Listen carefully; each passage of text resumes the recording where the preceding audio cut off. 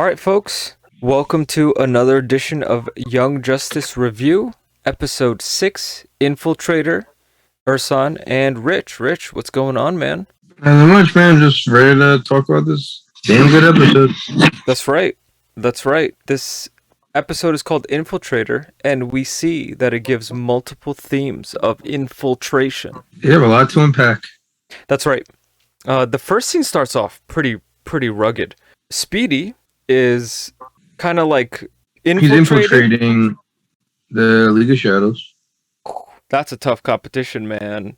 Yeah, well, I mean, he's trained by the best archer in the world. That's true. Yeah. So he does this and saves a doctor. What was the doctor's name? Rolinski, I think. Dr. Rolento? Dr. R. We'll call it Dr. R. Right. Dr. R, who is programming this, like, bug-looking... She's programming something. Yeah, this bug-looking machine that we later find out is called the Fog. It is the Fog, yeah. And it winds up, like... It can break into a building and just completely destroy everything and take over the technology and completely get rid of it.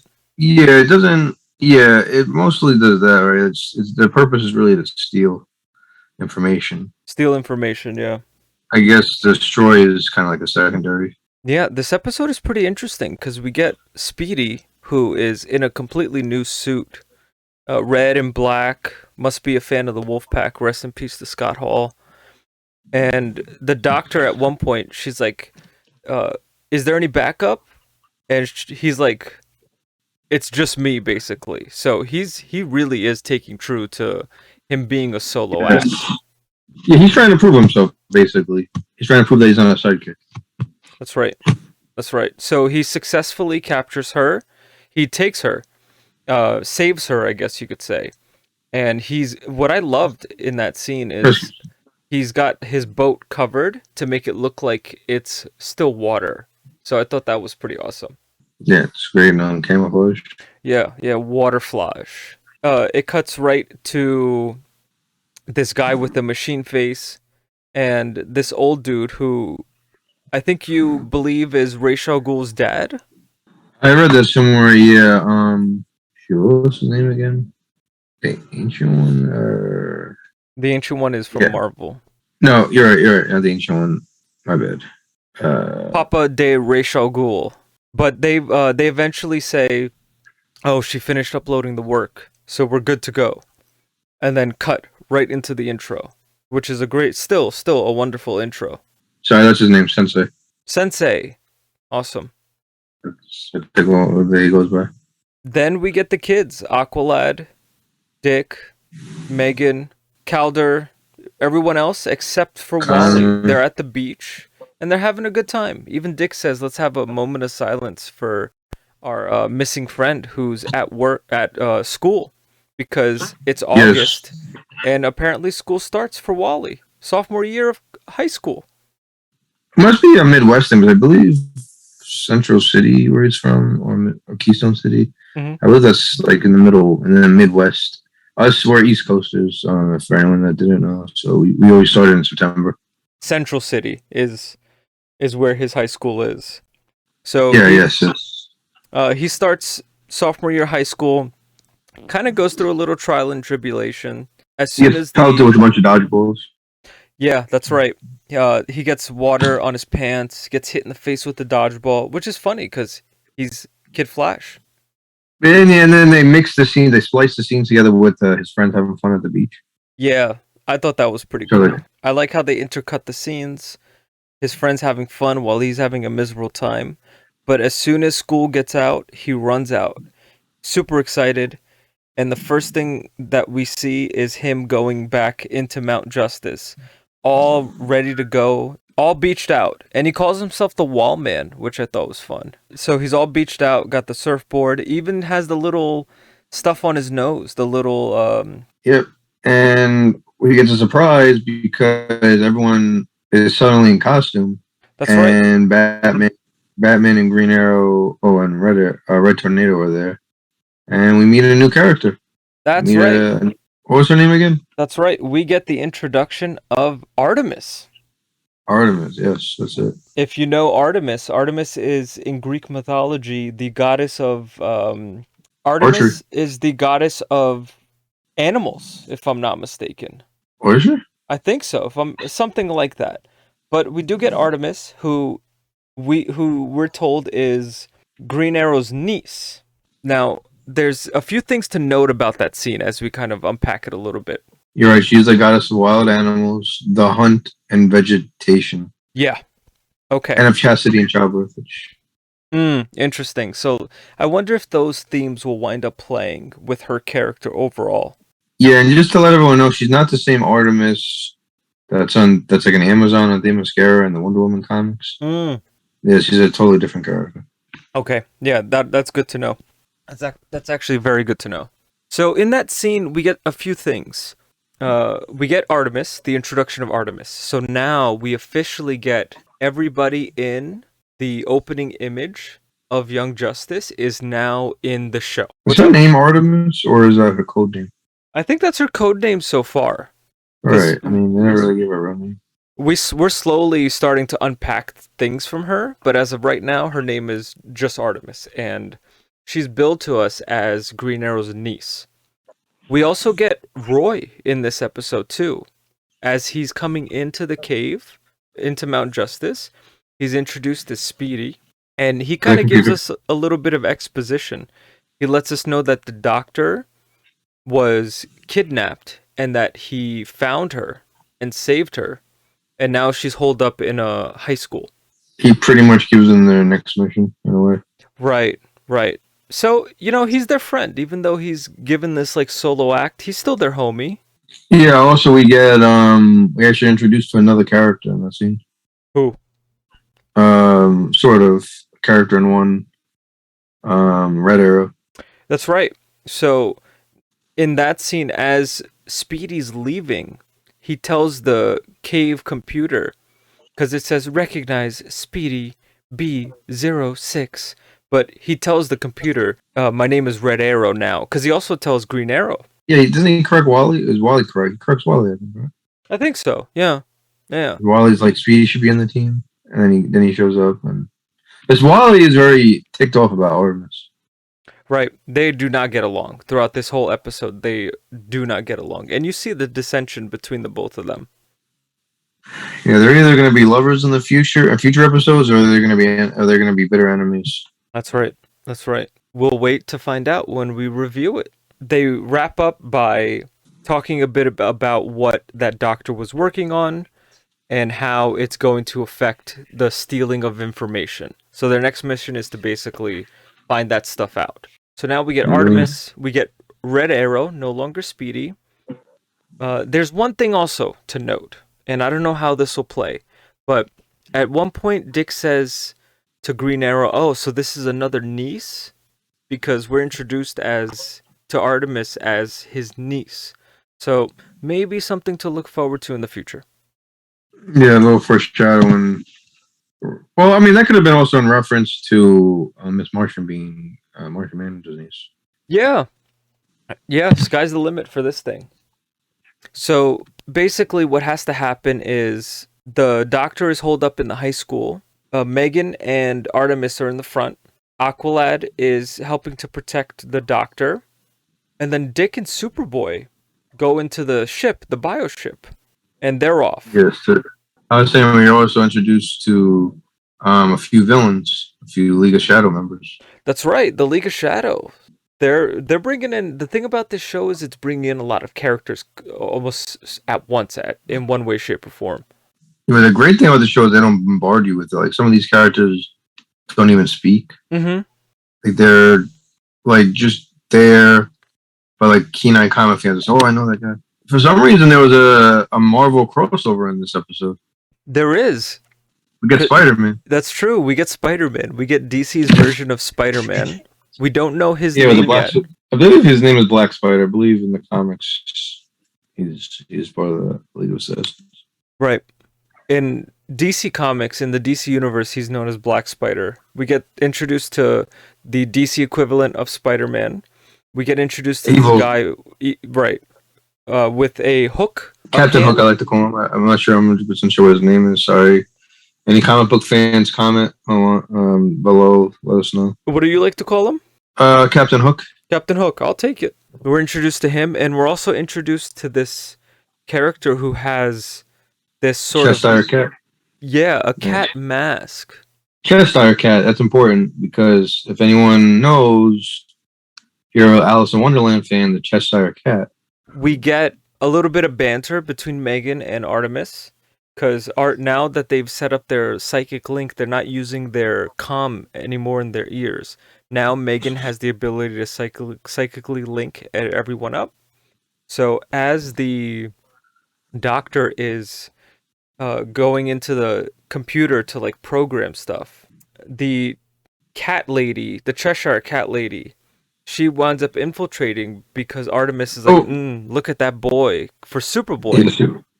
Yeah, and triggers Megan's jealousy. That's right, giving the Cheshire Cat lady a chance to infiltrate. There's that word again. It's the theme. It's the name of the episode. Which makes you wonder. I'm not going to really spoil for the rest of our review, but like later in the episode, I mean, is Artemis an infiltrator? Maybe did she do that on purpose? Maybe I don't know. Yeah, we'll touch on that for sure. We'll see what's going on with that. As she infiltrates, she gets in, and her and Aqualad have a fight. She hits him with some what are those, like dragon daggers or whatever, ninja stars or something like that. Oh my, size. They're called. I think they're called size. Yeah, she has those. And so Raphael, the Ninja Turtle. That's right. So she must have been getting some lessons, I think. Her and Raphael have been hanging out outside of... maybe she robbed Raphael. Maybe. It's possible. Although, technically, Ninja Turtles exist in the DC universe. So she fights Aqualad, and Aqualad, she tries to pierce his skin, but he says Atlantean skin is very tough. But then she also tries to poison him, to which he responds, jellyfish toxin makes him pretty immune, but she knocks him out. She knocks him in the face. That means to fucking get him in the face. Yeah, that's right. And the next few bits is kind of our introduction to the Cheshire Cat lady, because she's able to stop Wally. She puts those beads down on the floor to stop the speedster, and then eventually he falls into the water. The pool. Yeah, that's right. He falls into the pool and he almost drowns. But Megan doesn't wind up saving him. Yeah, you said something very interesting though. You said that was like a speedster's. Anything on the floor is like a speedster's kryptonite. Yeah, and that can like disrupt what they're running. That's right.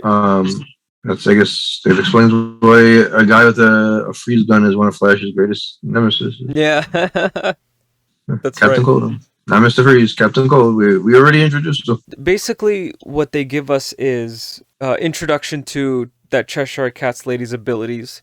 She manages to subdue Kid Flash. She manages to subdue...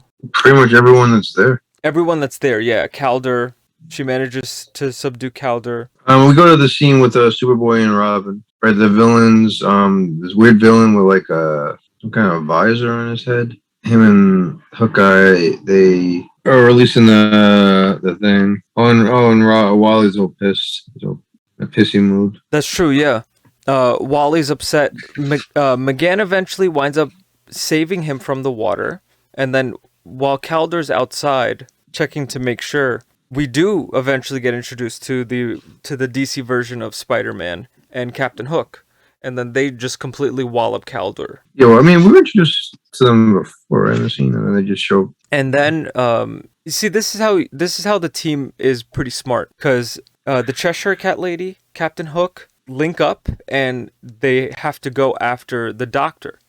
So we see the Doctor sitting down on the computer, and then the team is all there. As they're gaining the advantage, the Cheshire Cat lady tries to go kill the Doctor, but turns out it's Megan. It's Miss Martian. Yeah, and it's funny because she wanted to get this done before Miss Martian came in. We also get a little tussle between the Cheshire Cat lady and Artemis. Yeah, which the tussle kind of actually, I know I mentioned before, maybe she's manipulating the team, but this actual fight, now coming to think about it, it kind of almost shows that, I don't know, just their interaction kind of shows that maybe she's not an infiltrator, just the way they interact with each other. Yeah, there's more to it, you know? I think at the minimum, from what we're getting from this, I don't know if you're feeling this, But there's more to Artemis and this Cheshire Cat lady. They can't be related or anything. I mean, one's Asian, one's obviously white. So.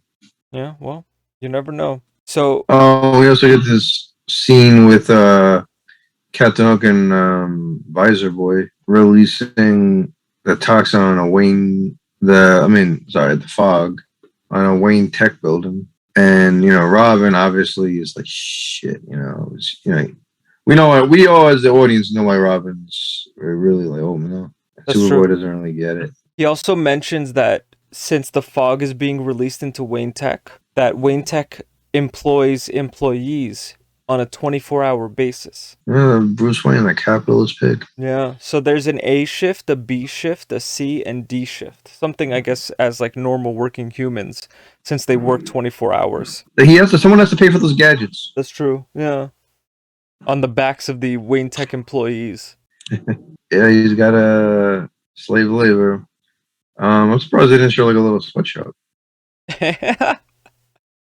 A little thing that I just wanted to know and put in there is that the cafeteria was open and it looks like it's very late during that scene. So it's nice that at least the cafeteria is open and the employees can get food. He's even making the cafeteria people work late. Yeah. Well, I mean, listen, you got to get paid, right? People got to work. What's cool to note, when the fog is going into Wayne Tech, Robin is running in. The front desk guy sees him and he calls, back up. We've got an infiltrator, right? I'm paraphrasing what he says. But as soon as Robin is running in, he says, Wayne Tech override, Archie 4. So that was pretty cool to see that it may not be too complex, but this isn't known. It's only known to maybe 2-3 people or something like that, one of them being Robin. So that was pretty cool that Robin has the ability to override anything that's going on. Robin's able to override from the cafeteria computer register where they charge food. So in case anybody got beef patties that day, they should know that beef patty... Robin has your card. Yeah. You didn't pay with your card. Maybe Bruce Wayne's nice. Maybe he put it on the house. Maybe he still played the employees and didn't make them pay for food. Yeah, I hope so. I hope it's like Google at Wayne Tech and the food is free, but there's a register there, so... Wait for during the day. So Robin manages to override the fog bugs, and they eventually all die. So the only thing that we see is pretty much just some structural damage. Star Labs, sadly, is completely torn down, and all of that information is stolen. So we do get that. Yes, we do. DC's Spider-Man, Captain Hook are captured. Was Visor Boy captured too, or? No, Visor Boy, I don't think was captured. We do get that scene where the Cheshire Cat lady, she's about to kill the doctor, but turns out the fog is done. It doesn't work anymore, at least from what we know. So she doesn't kill her, even though her job was to kill her. Maybe something, because if she's supposed to be a League of Shadow person, they're supposed to follow orders. And I don't know what her orders were exactly. A little suspect to me that she didn't kill the doctor outright. Maybe she just got orders like, don't worry, forget it. She can't do anything. We eventually find out in the scene, because then we get the Cheshire Cat. And we get Artemis, and they have this like standoff, if you will. She takes off her mask, and Artemis goes, oh, "It's you." Yeah, it's just funny because she could tell who she was with the mask on and chest eye, but Artemis didn't know it was her. She looks at her and she says, oh, "It's you." They have a little bit of a standoff. They have dialogue back and forth, as if they're connected. As if they know each other. So that's something that we kind of want to dive in. Something to consider if you're watching this is it took 6 episodes to be introduced to Artemis. And as soon as we're introduced to Artemis, we're introduced also to a character that she is at least familiar with. And a League of Shadows. That's right. Very, League of Shadows stuff. This thing is very deep. Yeah, it took Roy this many episodes to come up with his own identity. Yeah. Also something to consider, since it's called Infiltration. Roy has changed and he infiltrated. Artemis has come into a team, and the Cheshire Cat lady is also infiltrating something. So they're also hacking into stuff. So this whole thing is plays to the theme of the episode. And then we get like one with the last scene. We get like a dialogue between Artemis and Red Arrow. Yeah. So Artemis is in Gotham City. She gets to one of those, like, what do they call it? A telephone booth. Somehow Artemis gets to Gotham City through some means of leaving Mount Justice and going into Gotham through a telephone booth. So she comes in and she hears something. So she gets out her bow and arrow, which we also find out in this episode that it's Artemis's bow and arrow that saved them in the fight with Amazo. So it wasn't Roy. You know what's kind of interesting is that she's in Gotham City when she's supposed to be a protege of Green Arrow. Can you tell the audience which city Green Arrow usually? Oh, sorry, Star City. Okay, yeah, Star City. just so they get an idea, and also me because I didn't know either. So she gets to Gotham City through a teleport like thing, and it's a phone booth. Somehow we'll figure that out. You can pretend to be Green Arrow's niece. I don't know how Batman and Green Arrow are But they allowing know you in to this team, but your identity's safe with me. But just so because they you have a good know, reason. yeah. If you hurt my friends in any way, then I'm gonna be upset. That's basically what he says. Yeah, it was a warning. It's a pretty much warning. I mean, he only let's face it. He only really cares about protecting Robin, Aqualad, and Kid Flash. He doesn't give a shit about Superboy or Miss Martian. He doesn't know them. So shots fired. Also, fighting amongst the archers. Yeah, it's fighting against the Archers, and Red Arrow is like. It's nice to see that Red Arrow still cares about, even with his rough exterior, he still cares about his friends. Yeah, I think overall, when you look at this episode, as we kind of sum up everything, we're back to being introduced to a bunch of characters. We do get Artemis in this episode. We get a Cheshire Cat lady who gets a lot of screen time too, and some solo time as well. Roy is going from Speedy to Red Arrow officially. So now we're just changing colors, but we still have the same arrow. So original. Yeah. Original. I do wish that he would have won with the Arsenal like in the comics, but Any little things that you noticed in this that you want to comment about, Rich, in this episode? although he was Red Arrow on the comics. He was Red Arrow on the comics actually too. Sorry. It was interesting that Roy, even though he seems to be like on this path of like trying to outgrow and not trusting anyone really, he still cares about his friends. He still respects Batman and Green Arrow. That's why he's willing to keep their secret. Which I guess he figures he's probably not that dangerous if they know something. It was nice seeing Robin at Wayne Tech and know the passcodes and stuff. We didn't get like a lot of we didn't really get any Superboy in this episode, hardly. Very little Superboy. He may not have even said a word. I don't even know if I heard. No, he did. He did ask Dick a question about Wayne Tech, and I forget what it was. And Dick's like, "Oh, never mind," or something like that. If anything, he had a few bits of dialogue, but he was just the muscle, I think. Which is kind of good. Yeah. Which is kind of good. I mean, he seems like the first few episodes, maybe save for like the first one, kind of seemed to be very. It was very team focused, but it was a lot of the focus went for Superboy. Right. It was kind of nice to give him a break. See these other characters introduce Dick. I like Superboy and all. I love him. I don't know what I like better, but it was nice to trade a little bit of screen time for, even if it was very little anyway, in return for Red Arrow. Because we didn't really know too much about Roy. I mean, we knew about him, but we never really didn't get a lot of him. You're right. Yeah. A few things that I noticed. Wally gets a souvenir. The Cheshire mask. He gets the Cheshire Cat lady's mask. We've introduced that they've used the psychic link now. Now they're completely away from the comm links. They're using psychic links. We get the Cheshire Cat lady and Artemis relationship somehow. They at least know each other.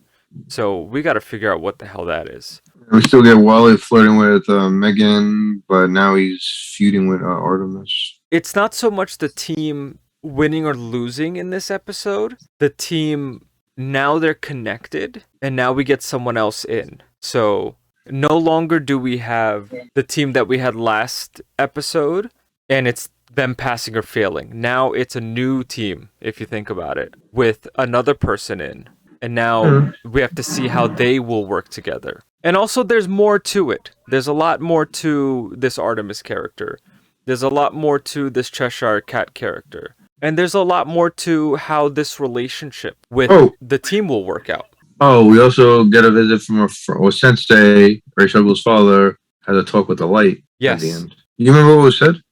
He was in lotus pose, and the light are basically upset that the team again managed to find a way. So these young kids are still managing to find a way to not beat them, but at least everything that they're throwing at them, the team is finding something to do. The team is finding a way to overcome what's going on. The villain is always right in his or her own story. In his own mind, and I guess in their way, they're bringing light. Overall, Rich, how would you rate this episode? I'd give it a 8.5 out of 10. I would give it about the same. I'd say a 9, only because I like green. Green is my favorite color, and Artemis wears green, and also her hair is very poofy. Poofy? You think so? Yeah, it's very poofy. It's also blonde too.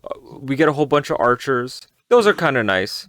A bit more fleshed out story, and I really think in this case now, Red Arrow. Red Arrow is a really cool character. Yeah, I wish he would join the team and stop being such a prick, but yeah, he's on something else, man. I don't know what the hell's going on. Now he's saying, "Don't hurt my friends," but before he's like, "I don't want to team up with you guys. I'm solo." Whatever. I mean, you can still be friends, I guess. Just doesn't want to team up with them from a distance.